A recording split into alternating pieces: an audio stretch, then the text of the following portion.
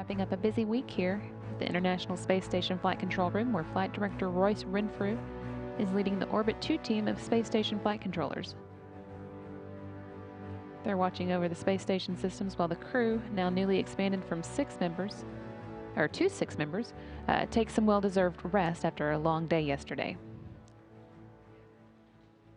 Following the 9:28 p.m. Central Time Soyuz docking yesterday, the Expedition 35 crew now includes not only Commander Chris Hadfield of the Canadian Space Agency, NASA flight engineer Tom Marshburn, and Russian flight engineer Roman Romanenko, but also NASA flight engineer Chris Cassidy and Russian flight engineers Pavel Vinogradov and Alexander Misurkin. The entire crew is now orbiting about 253 miles above Thailand, heading northeast over Laos and then China. Cassidy, Vinogradov, and Misurkin launch and docking yesterday makes them the first crew to have ever launched and docked in a single day. They launched in their Soyuz TMA-08M from the Baikonur Cosmodrome in Kazakhstan at 3:43 p.m. Central Time. And rather than taking the usual 2-day trip to catch up with the space station, they docked to it less than 6 hours later at 9:28 p.m. Central.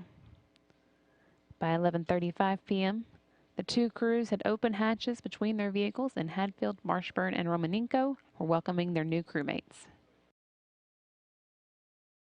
Marshburn, Hadfield, and Romanenko launched to the space station on December 19th in their Soyuz TMA-07M, which they then docked to the station's Roosevelt module on December 21st. That puts them now in their 101st day in space and their 98th day on the space station. Cassidy, Vinogradov, and Misurkin, of course, haven't quite made it to the 24-hour mark yet on either their stay in space or their stay at the station.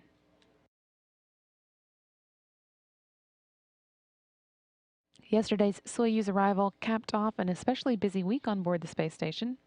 The crew on Tuesday saw the SpaceX Dragon capsule, which had been docked to the station's Harmony node since March 3rd, when it arrived with 1,268 pounds of research supplies and experiments.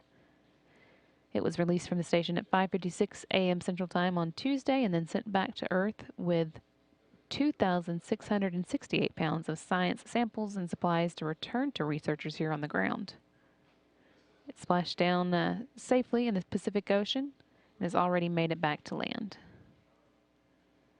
And in the midst of these two dynamic operations, the crew on orbit still had some time to put into a number of scientific investigations as well. Tom Marshburn and Chris Hadfield performed multiple sessions of the reaction self-test experiment over the course of the week. That is a 5-minute reaction time task that allows crew members to monitor the daily effects of fatigue on their performance, particularly at times like these when their sleep schedule is shifting or disrupted. They have each been taking part in the test right before their sleep period begins, all week, and occasionally when they wake up as well. In all, they aim to have performed 115 runs of the experiment by the end of their stay at the station. Hadfield spent some time with the Viable experiment, or evaluation and monitoring of microbiofilms inside the International Space Station. That study looks at microbial biofilm development on space materials. And to help that process along, one of the crew's duties is to take the experiment bag out, touch the top of it, and blow into the bag once a month.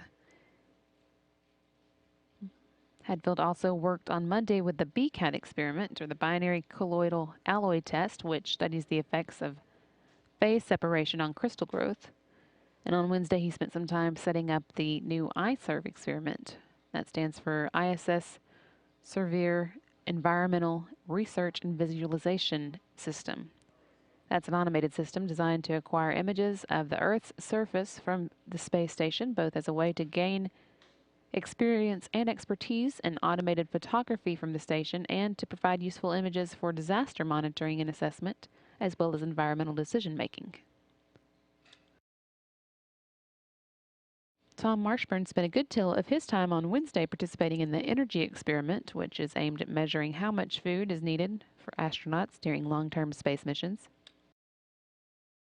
His participation in that is still ongoing, and he'll continue to carefully log his food and water intake and take urine samples as well as wear an armband that collects data for the experiment. But the bulk of the work was done on Wednesday when he spent several sessions in an oxygen mask to monitor his oxygen intake. And then on Thursday, he also spent some time with the seedling growth experiment, which studies how gravity affects the cellular mechanisms of plant response to life or phototropism. Also looks at its effect on plant growth and proliferation under microgravity conditions. The crew is scheduled to rest and catch up on their sleep for the rest of the day. They'll get their next wake-up call at 1 a.m. Central Time on Saturday, but even then they'll have the weekend off for the most part, with a little Soyuz transferred work scheduled on the Russian side of the space station. But they'll be back to work on Monday with now a full crew of 6 astronauts to share the load. That's what's been going on in space this week, and this is Mission Control Houston.